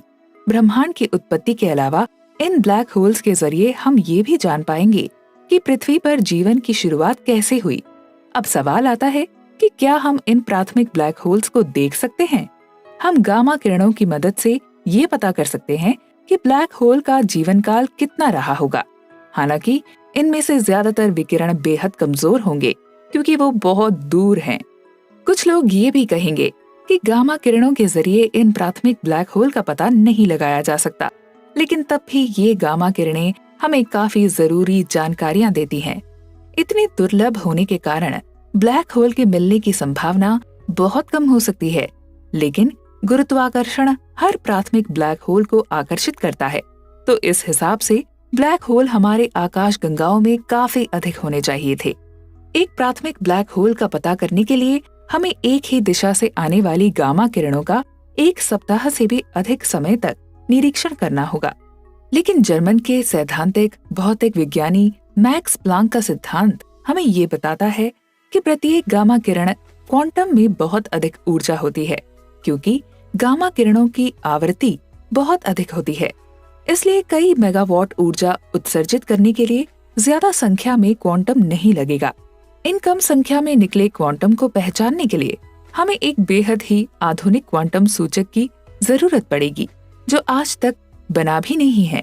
इसके अलावा अंतरिक्ष में एक डिटेक्टर होना चाहिए, क्योंकि गामा किरणें वायुमंडल में प्रवेश नहीं कर सकती हैं। अगर प्लूटो ग्रह जितना एक ब्लैक होल अपने जीवन के अंत तक पहुंचता है और इसमें विस्फोट होता है, तो इसका पता लगाना काफी आसान हो जाता है। वहीं अगर कोई ब्लैक होल पिछले 10 या 20 हजार मिलियन वर्षों से विकिरण उत्सर्जित कर रहा है, तो इसके अगले कुछ वर्षों में अपने जीवन के अंत तक पहुंचने की संभावना काफी कम होती है। ये अतीत और भविष्य के कई मिलियन वर्षों तक एक ही तरह का दिखाई दे सकता है। तो इससे अब हमारे सामने इसमें विस्फोट देखने का मौका बहुत कम हो गया है। हालांकि इस मामले में ये निर्धारित करना आवश्यक नहीं होगा कि सभी क्वांटम एक ही दिशा से आए हैं। इसके लिए यदि हम पर्याप्त निरीक्षण करें कि ये सब एक ही विस्फोट से आए हैं, तो हम काफी कुछ जान सकते हैं। जब गामा किरणें अन्य परमाणु से टकराती हैं, तो वो बदले में इलेक्ट्रॉन और पॉजिट्रॉन के अधिक जोड़ बनाती है। इसके टकराने से आकाश में जबरदस्त रोशनी पैदा होती है, जिसे चेरेनकॉव विकिरण कहा जाता है। डबलिन में नील पॉटर और ट्रेवर नाम के 2 वैज्ञानिकों द्वारा दूरबीनों का उपयोग करके एरिज़ोना में कई तरह की रोशनियां दिखी थी, मगर इनमें से कोई भी निश्चित रूप से गामा किरणों की रोशनी नहीं हो सकती थी। भले ही प्राथमिक ब्लैक होल की खोज सफल न रही हो, मगर तब भी ये हमें ब्रह्मांड के शुरुआती चरणों के बारे में महत्वपूर्ण जानकारी देती है। ब्लैक होल से विकिरण निकलने की बात से इसका सदी के दोनों महान सिद्धांतों सामान्य सापेक्षता और क्वांटम यांत्रिकी से सीधा संबंध निकल आया था। वहीं अब कुछ नए सवाल सामने आए हैं, जैसे कि ब्लैक होल कुछ भी कैसे उत्सर्जित कर सकता है। जब हॉकिंग ने पहली बार एक सम्मेलन में अपनी गणना के परिणाम सामने लाए, तो लोगों ने उन पर बिल्कुल भरोसा नहीं किया। हालांकि कुछ वर्षों बाद इन सब लोगों ने इस बात को स्वीकार कर लिया कि ब्लैक होल को गर्म पिंडों की तरह विकिरण उत्सर्जन करना चाहिए, क्योंकि इसके बिना सामान्य सापेक्षता और क्वांटम यांत्रिकी के नियम ठीक से लागू नहीं हो पाएंगे। अंत में ब्लैक होल एक प्रकार का ब्रह्मांड को रिसाइकिल करने वाला उपकरण है। अगर कोई अंतरिक्ष यात्री एक ब्लैक होल में गिरेगा, तो उसका द्रव्यमान बढ़ जाएगा और ये अतिरिक्त द्रव्यमान विकिरण के रूप में ब्रह्मांड में छोड़ दिया जाएगा। इसके अलावा उस अंतरिक्ष यात्री का पूरा द्रव्यमान भी सकारात्मक कणों और ऊर्जा के रूप में परिवर्तित कर ब्रह्मांड में छोड़ दिया जाएगा। इसका मतलब है कि ब्रह्मांड की उत्पत्ति के सिद्धांतों के लिए भौतिकी के नियमों को तोड़ने की आवश्यकता नहीं है।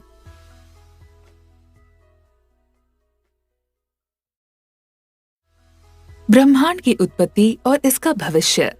सन 1970 के दशक के दौरान हॉकिंग मुख्य रूप से ब्लैक होल पर अध्ययन कर रहे थे। हालांकि सन 1981 में ब्रह्मांड की उत्पत्ति के बारे में प्रश्नों को लेकर उनकी जिज्ञासा फिर से जाग उठी। जब वो वेटिकन में ब्रह्मांड विज्ञान पर एक सम्मेलन में शामिल हुए, तब उस सम्मेलन के अंत में प्रतिभागियों को पोप से मिलवाया गया। पोप ने सभी वैज्ञानिकों से कहा कि ब्रह्मांड के विकास का अध्ययन करना ठीक है, लेकिन हमें बिग बैंग के बारे में ज्यादा खोज नहीं करनी चाहिए, क्योंकि वो ब्रह्मांड के निर्माण का क्षण था और इसलिए ये भगवान द्वारा किया गया कार्य है। हॉकिंग को याद आया कि कई सदियों पहले गैलीलियो ने जब ब्रह्मांड के बारे में बात करनी शुरू की थी, तो उस वक्त के धार्मिक संगठनों ने उन्हें मौत के घाट उतार दिया था। इसलिए उन्होंने पोप के साथ इस मुद्दे पर ज्यादा बातचीत करना ठीक नहीं समझा। आइए इससे पहले कि हम ब्रह्मांड की उत्पत्ति के बारे में और बात करें, हम ये समझ लेते हैं कि आज के समय में ब्रह्मांड के निर्माण के बारे में किस धारणा को सबसे ज्यादा स्वीकार किया जाता है, जिसे हॉट बिग बैंग मॉडल के रूप में जाना जाता है। इसके अनुसार ब्रह्मांड का वर्णन फ्राइडमैन मॉडल के द्वारा किया गया है। इस मॉडल में ये कहा गया है कि ब्रह्मांड जब फैलता है तब उसमें मौजूद सभी पदार्थों का तापमान और विकिरण का स्तर नीचे चला जाता है। चूंकि तापमान कणों की ऊर्जा का एक माप है, इसलिए ब्रह्मांड के ठंडे होने का प्रभाव इसमें मौजूद पदार्थ पर भी पड़ेगा। बहुत उच्च तापमान पर कण इतनी तेजी से घूम रहे होंगे कि परमाणु के नाभिकीय या विद्युत चुंबकीय बल के कारण ये एक दूसरे के प्रति सभी प्रकार के आकर्षण बलों से बच सकते हैं। मगर जैसे ही ये ठंडे हो जाते हैं, तो जो कण एक दूसरे को आकर्षित कर रहे थे वो आपस में टकराने लगते हैं। बिग बैंग के समय ब्रह्मांड का आकार शून्य था और इसके कारण ये बेहद गर्म था। लेकिन फिर जैसे जैसे ब्रह्मांड का विस्तार हुआ, विकिरण का तापमान भी घट गया। बिग बैंग के 1 सेकंड बाद ये लगभग 10,000 बिलियन डिग्री सेल्सियस जितना गिर गया, जो सूर्य के केंद्र में तापमान का लगभग 1000 गुना है। इस तापमान पर कई सारे हाइड्रोजन बम के विस्फोट होते हैं। इस समय ब्रह्मांड फोटोन, इलेक्ट्रॉन और न्यूट्रॉन और उनके एंटी पार्टिकल से बना होता है। जैसे जैसे ब्रह्मांड का विस्तार होता रहा और तापमान गिरता गया, वैसे वैसे इलेक्ट्रॉन और एंटी इलेक्ट्रॉन के जोड़े उत्पन्न होते गए। अधिकांश इलेक्ट्रॉनों और एंटी इलेक्ट्रॉनों ने एक दूसरे को नष्ट कर दिया और वो इससे फोटोन उत्पन्न करने लगे। बिग बैंग के लगभग 100 सेकंड बाद तापमान 1000 करोड़ डिग्री तक गिर गया। इस तापमान पर प्रोटॉन और न्यूट्रॉन के पास मजबूत परमाणु शक्ति के आकर्षण से बचने के लिए पर्याप्त ऊर्जा नहीं बची। इसलिए इन्होंने ड्यूटेरियम के परमाणुओं के नाभिक का निर्माण करने के लिए एक दूसरे के साथ संयोजन करना शुरू कर दिया। ड्यूटेरियम इज इक्वल्स टू भारी हाइड्रोजन, जिसमें एक प्रोटॉन और एक न्यूट्रॉन होता है।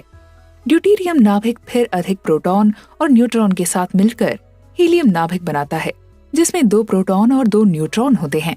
ऐसा हो सकता है कि तब वहाँ कुछ भारी तत्वों जैसे लिथियम और बेरिलियम की थोड़ी मात्रा भी मौजूद हो।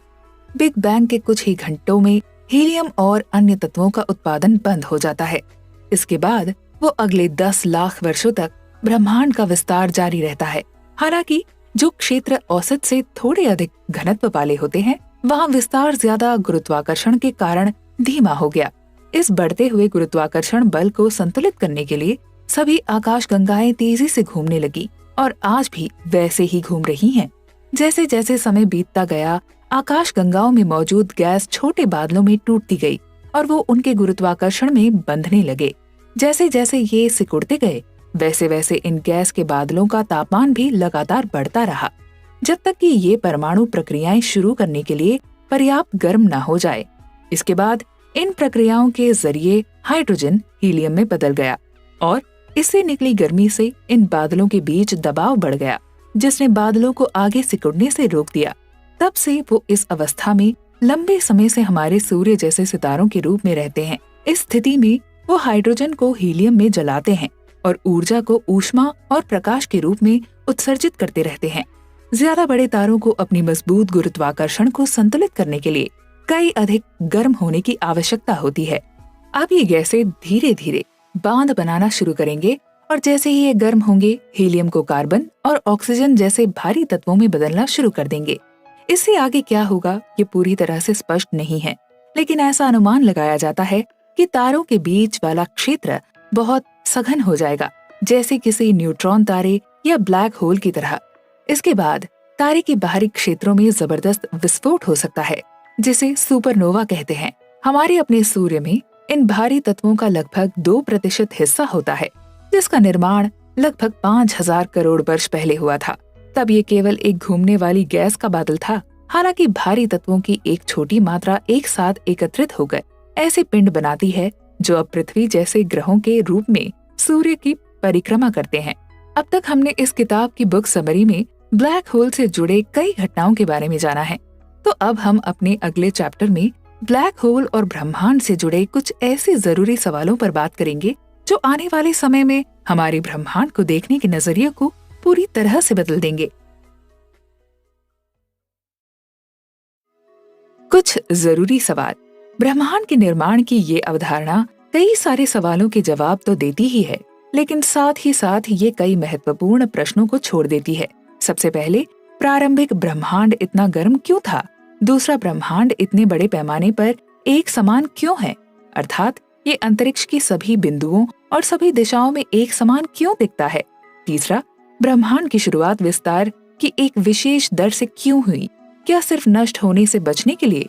यदि धमाके के 1 सेकंड बाद भी विस्तार की दर मामूली से भी कम होती तो ब्रह्मांड अपने वर्तमान आकार तक पहुंचने से पहले ही फिर से ढह गया होता। इसके अलावा यदि विस्तार की दर अधिक होती तो इतनी मात्रा से ब्रह्मांड का इतना विस्तार हो गया होता कि वो अब तक बिल्कुल खाली हो जाता। अब चौथा सवाल ये है कि इस तथ्य के बावजूद कि ब्रह्मांड मोटे तौर पर इतना समान और समरूप है, इसमें तारे और आकाश गंगाएं होती हैं। प्रारंभिक ब्रह्मांड में अलग अलग क्षेत्रों के घनत्व के छोटे अंतर से ये सब विकसित हुए होंगे। इन घनत्व में अंतर का क्या कारण था? सापेक्षता का सामान्य सिद्धांत अपने आप में इन विशेषताओं की व्याख्या नहीं कर सकता है। अंत में हम ये कह सकते हैं कि इस ब्रह्मांड की उत्पत्ति बिना किसी विशेष पद्धति के घट रही होगी, जो किसी योजना के आधार पर बनी हुई संरचना नहीं थी। इस घटना से एक ऐसे ब्रह्मांड का निर्माण हुआ जिसके अलग अलग क्षेत्रों में अलग अलग प्रकार की आकाश गंगाओं और ग्रहों का निर्माण हुआ। इनमें से कुछ क्षेत्र ऐसे थे जो बुद्धिमान जीवों की उत्पत्ति के लिए सही थे। इन्हीं स्थानों पर जीवों का निर्माण हुआ, जिसमें हमारी पृथ्वी भी एक है। इन्फ्लेशनरी स्तर। हॉट बिग बैंग के शुरुआती चरणों में आने वाली कठिनाई से बचने के लिए मैसाचुसेट्स इंस्टीट्यूट ऑफ टेक्नोलॉजी के एलन गुथ ने एक नया मॉडल सामने रखा। उन्होंने सुझाव दिया कि प्रारंभिक ब्रह्मांड काफी तेजी से विस्तार हुआ है, इसलिए इसे इन्फ्लेशनरी मॉडल कहा गया है। अब यहाँ आपको ये जानना जरूरी है कि इन्फ्लेशन शब्द का संबंध वास्तव में मुद्रा की कीमतों में आई गिरावट से है। इसमें तेजी से मुद्रा की कीमतों में गिरावट दर्ज की जाती है।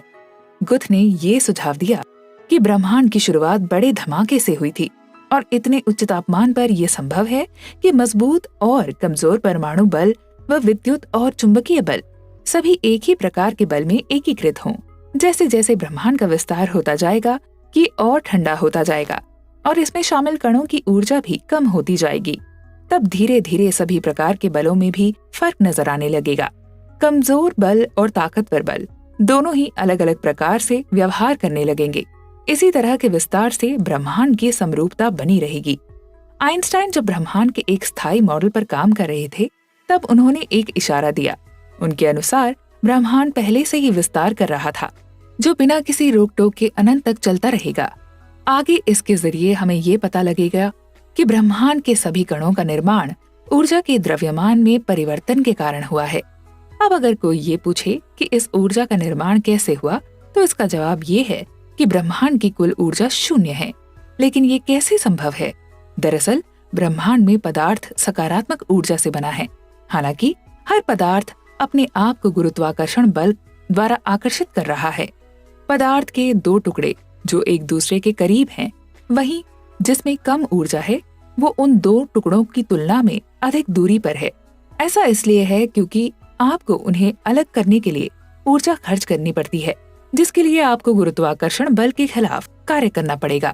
इस प्रकार एक अर्थ में कहें तो गुरुत्वाकर्षण एक क्षेत्र की नकारात्मक ऊर्जा होती है। पूरे ब्रह्मांड के मामले में हम ये कह सकते हैं कि ये नकारात्मक गुरुत्वाकर्षण ऊर्जा सकारात्मक ऊर्जा को बिल्कुल नष्ट कर देती है। ऐसा इन्फ्लेशन के विस्तार से होता है, क्योंकि ज्यादा ठंडी अवस्था में ऊर्जा घनत्व स्थिर रहती है, जबकि ब्रह्मांड फैलता है। जब ब्रह्मांड आकार में दोगुना हो जाता है, तब सकारात्मक पदार्थ ऊर्जा और ऋणात्मक गुरुत्वीय ऊर्जा दोनों दोगुनी हो जाती है, इसलिए कुल ऊर्जा शून्य रहती है। इन्फ्लेशन के चरण के दौरान ब्रह्मांड अपने आकार में बहुत बड़ी मात्रा में वृद्धि करता है, तब भी ऊर्जा संरक्षण के नियमों का पूरी तरह से पालन होता है। ब्रह्मांड आज इन्फ्लेशन के कारण विस्तार नहीं कर पा रहा है। इसी को देखते हुए हमारे पास एक ऐसा नियंत्रक होना चाहिए जो इस विस्तार की दर के धीमे होने को समझाए। ब्रह्मांड का विस्तार होना और ठंडा होना, सभी बलों के बीच की सममिति धीरे धीरे खत्म होने लगती है। इस प्रक्रिया में मुक्त हुई ऊर्जा ब्रह्मांड को पुनः गर्म करती है। इसके बाद ब्रह्मांड दोबारा विस्तार करता है और दोबारा ठंडा होता है। ये बिल्कुल वैसा ही है जैसा कि हॉट बिग बैंग मॉडल में बताया गया था। बस फर्क सिर्फ इतना है कि अब हमारे पास इस सवाल का जवाब होगा कि ब्रह्मांड सिर्फ एक निश्चित दर से ही क्यों विस्तार करता है। ऐसा इसलिए होता है क्योंकि ब्रह्मांड का विस्तार और अलग अलग प्रकार के बलों की सममिति का टूटना एक धीमी प्रक्रिया है। ये प्रक्रिया एक साथ न होकर अलग अलग पदों में होती है। हर पद के बाद उसकी ऊर्जा से ब्रह्मांड विस्तार करता है और इसी तरह से ये प्रक्रिया कई बार होती है। समय के बारे में जो सबसे सामान्य बात हम जानते हैं वो ये है कि समय सदैव आगे की दिशा में चलता है। मगर क्या ये पूरी तरह सच है? यदि ये सच है तो क्या इसका संबंध इस बात से है कि ब्रह्मांड भी सदैव आगे की दिशा यानी केवल विस्तार कर रहा है? क्या आप भौतिकी के नियमों की सबसे विशेष बात जानते हैं? इन नियमों की सबसे खास बात ये है कि ये भविष्य और अतीत में अलग अलग तरह से व्यवहार नहीं करते। ठीक तरह से कहें तो यदि किसी घटना को उल्टा करके देखा जाए तो भौतिकी के नियम उल्टे नहीं होंगे, बल्कि वो नियम पहले की तरह ही काम करेंगे। और यही इन नियमों की खास बात है। 3 मुख्य प्रकार के परिवर्तन जो हम अपनी दुनिया में घटने वाली घटनाओं में कर सकते हैं, उन तीनों परिस्थितियों में भौतिकी के नियम बिल्कुल नहीं बदलेंगे। इसमें पहली परिस्थिति है वास्तविक कणों की उनके विपरीत कणों के साथ अदला बदली। इसके बाद दूसरी परिस्थिति दर्पण प्रतिबिंब होने की स्थिति है, यानी दाएं और बाएं का आपस में बदलना। वहीं तीसरी परिस्थिति है समय का उल्टा चलना। इसको एक उदाहरण की मदद से समझने की कोशिश करते हैं। मान लीजिए आपको ब्रह्मांड में एक और दुनिया मिली है जहाँ की हर चीज हमारी दुनिया की तुलना में उल्टा है, तो ऐसा नहीं होगा कि उनके लिए भौतिकी के नियम भी उल्टे हो जाएंगे। इसके साथ ही यदि किसी तरीके से हम समय को उल्टा चलने पर मजबूर कर देते हैं, तब भी भौतिकी के आधारभूत नियम उसी तरह से काम करेंगे। अब हम बात करते हैं समय के तीरों के बारे में, जो हमें ये समझाएंगे कि समय वास्तव में कार्य कैसे करता है। क्या आपने अपने घर में कोई कांच का कप व प्लेट को गलती से तोड़ा है? आपके द्वारा एक बार टूटे जाने के बाद उस कांच की कप व प्लेट का अपने आप दोबारा जुड़ना बिल्कुल नामुमकिन है। लेकिन ऐसा क्यों है? इसका कारण भी ऊष्म गतिकी का दूसरा नियम है, जिसके अनुसार ये कहा गया है किसी भी सिस्टम के समय के साथ एंट्रोपी और अव्यवस्था हमेशा बढ़ती है। अगर टूटा हुआ कप अपने आप वापस जुड़ जाता है तो इससे उसकी अव्यवस्था या कहीं एंट्रोपी कम हो जाएगी। समय के साथ एंट्रोपी और अव्यवस्था में वृद्धि को ही समय के तीर कहते हैं। भौतिकी में कुल 3 समय के तीर माने गए हैं, जिसमें सबसे पहला है समय का ऊष्मा गतिकीय तीर। क्या आपने कभी किसी तस्वीर वाली पहेली को सुलझाया है, जिसमें अलग अलग तस्वीरों के टुकड़ों को ठीक ढंग से मिलाकर एक सही तस्वीर बनानी होती है? आपको पता होगा कि सही तस्वीर बनाने का तरीका केवल एक ही होता है, और वो है उन तस्वीरों को सही ढंग से एक दूसरे के साथ रखना। इन तस्वीरों की एक विशेष प्रकार की व्यवस्था है, हमें एक सही तस्वीर देती है। वही बनी हुई तस्वीर एक व्यवस्थित सिस्टम का उदाहरण है। इस विशेष प्रकार की व्यवस्था के अलावा अन्य सभी प्रकार की व्यवस्थाओं में ये सिस्टम कभी भी पूरी तरह से व्यवस्थित नहीं हो सकता। इसका मतलब ये है कि समय के साथ इसकी अव्यवस्था में केवल वृद्धि होती है। अब आप ब्रह्मांड के संदर्भ में इसी प्रकार से सोच सकते हैं। ब्रह्मांड का निर्माण इसी प्रकार से किया गया है कि इसमें समय के साथ एंट्रोपी और अव्यवस्था में वृद्धि हो। ऐसा भी हो सकता था कि यदि हमारा ब्रह्मांड अन्य किसी व्यवस्था के साथ बनता तो हम टूटे हुए कप को हवा में उछालकर अपने आप जुड़ते हुए देख सकते थे। समय का दूसरा तीर मनोवैज्ञानिक तीर है। इसमें हम उस विशेष परिस्थिति के बारे में बात करेंगे जिसमें समय के साथ हमारे ब्रह्मांड में अव्यवस्था कम होती है। क्या वाकई में ऐसा मुमकिन है? इसके लिए हमें मानव याददाश्त के बारे में समझना होगा। मगर अभी हमारे पास मानव याददाश्त से जुड़ी ज्यादा जानकारी नहीं है, इसलिए हम कंप्यूटर की याददाश्त के बारे में बात कर सकते हैं। क्योंकि कंप्यूटर और मानव मस्तिष्क का याददाश्त ग्रहण करने का तरीका लगभग एक जैसा ही है। जब कंप्यूटर की मेमोरी खाली होती है तो उसमें सभी तरह की संभावनाएं लगातार इधर उधर चलती रहती हैं। कंप्यूटर में कोई भी संदेश 0 और 1 के रूप में रिकॉर्ड होता है। जब तक कंप्यूटर पर कोई कुछ संदेश व जानकारी टाइप नहीं करता, तब तक इसकी मेमोरी पर यही 0 और 1 यादृच्छिक रूप में बिखरे रहते हैं। इससे आप ये समझ सकते हैं कि ये स्थिति कितनी अव्यवस्थित है। जब भी आप कोई जानकारी कंप्यूटर पर टाइप करते हैं तो 0 और 1 की विशेष पद्धति इसकी मेमोरी में इकट्ठी हो जाती है। ये पद्धति ज्यादा व्यवस्थित है, इसलिए हम ये कह सकते हैं कि समय के साथ यहाँ अव्यवस्था में कमी आई है। तो क्या ये ऊष्मगतिकी के दूसरे नियम का उल्लंघन है? इसका जवाब है नहीं।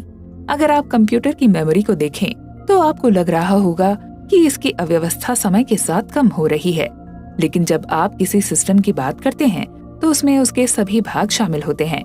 कंप्यूटर के माउस, डेस्कटॉप, सीपीयू इत्यादि सभी को सम्मिलित रूप से जब हम देखते हैं तो हम पाते हैं कि इसे पूरी सिस्टम की अव्यवस्था समय के साथ बढ़ती है, न कि घटती है। इसलिए हम ये कह सकते हैं कि एक कंप्यूटर भी उस दिशा में काम करता है जिस दिशा में समय के साथ अव्यवस्था बढ़ती है। इसके अलावा हम ये भी कह सकते हैं कि समय के साथ हमारे ब्रह्मांड में अव्यवस्था बढ़ती है, क्योंकि हम समय को उसी दिशा में माप रहे हैं जिस दिशा में ब्रह्मांड की अव्यवस्था बढ़ रही है। इसी से हम ये भी समझ पाते हैं कि समय का ये दूसरा तीर वास्तव में ऊष्मगतिकी के दूसरे नियम से जुड़ा हुआ है। अब हम बात करते हैं समय के तीसरे तीर की, जिसे समय का कॉस्मोलॉजिकल तीर भी कहा गया है। इसके अनुसार ब्रह्मांड सदैव विस्तार करता है। अब सवाल ये पैदा होता है कि क्या ब्रह्मांड इसलिए विस्तार कर रहा है क्योंकि इससे समय के साथ कुल अव्यवस्था में वृद्धि होती है, या फिर ब्रह्मांड लगातार विस्तार कर रहा है, इसी कारण हम ऊष्मगतिकी के दूसरे नियम को हमेशा ठीक पाते हैं। अगर एक दिन ब्रह्मांड सिकुड़ना शुरू कर जाए तो क्या ऊष्मगतिकी का दूसरा नियम भी उल्टा हो जाएगा? क्या समय की अव्यवस्था भी कम होनी शुरू हो जाएगी? ये बहुत ही रोचक और बेहद पेचीदा सवाल हैं, क्योंकि इस आधार पर समय ही उल्टा चलना शुरू हो जाएगा और हमें कल होने वाली घटनाओं के बारे में पहले से ही जानकारी मिल जाएगी। ब्रह्मांड तो आने वाले लगभग कई अरबों सालों तक भी सिकुड़ना शुरू नहीं करेगा, मगर इन सवालों के जवाब जानने का एक और तरीका है। वो तरीका ये है कि हम ब्लैक होल के भीतर जाकर देखें। लेकिन इसमें भी एक समस्या है कि यदि कोई भी व्यक्ति ब्लैक होल के भीतर कूदता है तो वो हमें वहां होने वाली घटनाओं के बारे में कभी बता नहीं पाएगा, क्योंकि वो व्यक्ति हमेशा के लिए ब्लैक होल की कैद में बना रहेगा।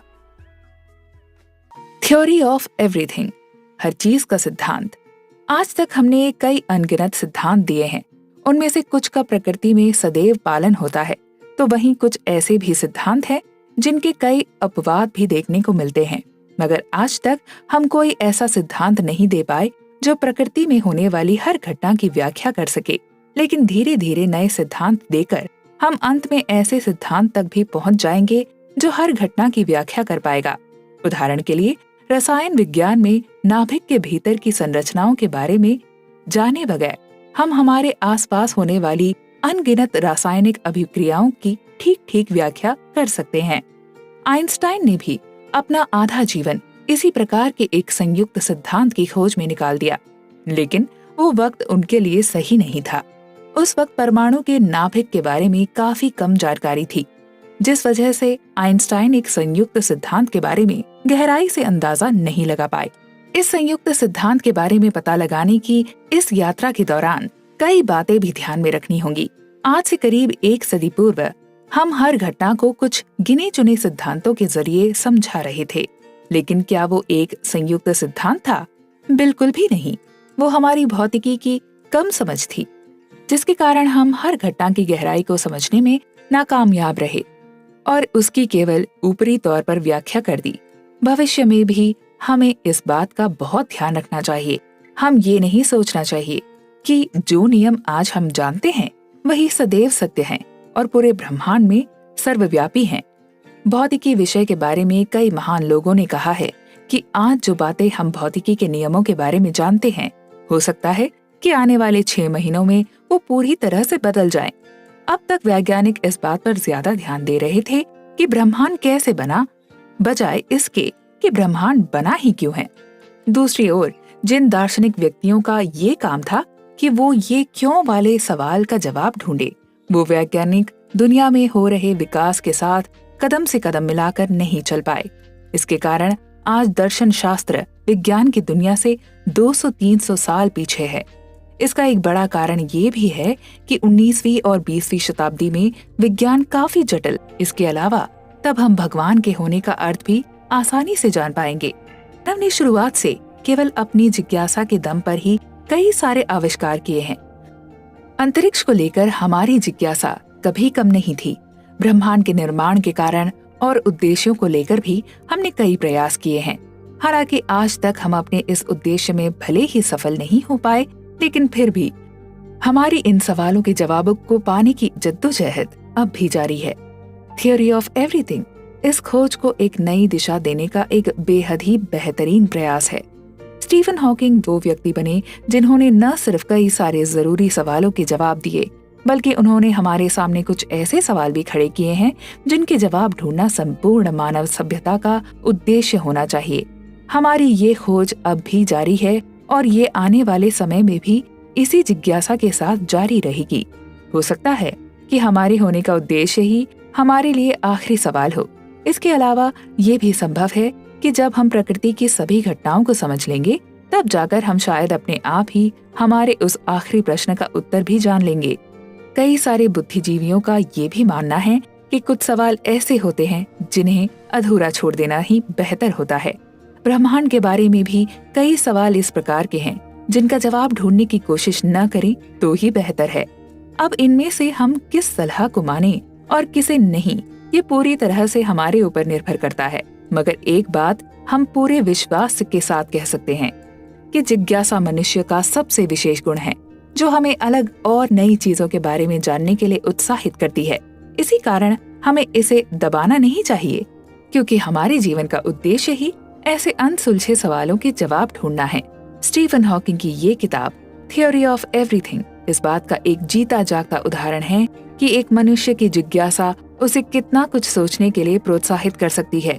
इस किताब पर बुक समरी ने हमें न केवल ये एहसास कराया है कि हमारे जीवन में कितना कुछ ऐसा बाकी है जिसका अब भी खोज की जानी है, इसके साथ ही ये किताब हमें ये एहसास भी दिलाती है कि इस ब्रह्मांड में हम इतने छोटे होकर भी कितने महत्वपूर्ण हैं।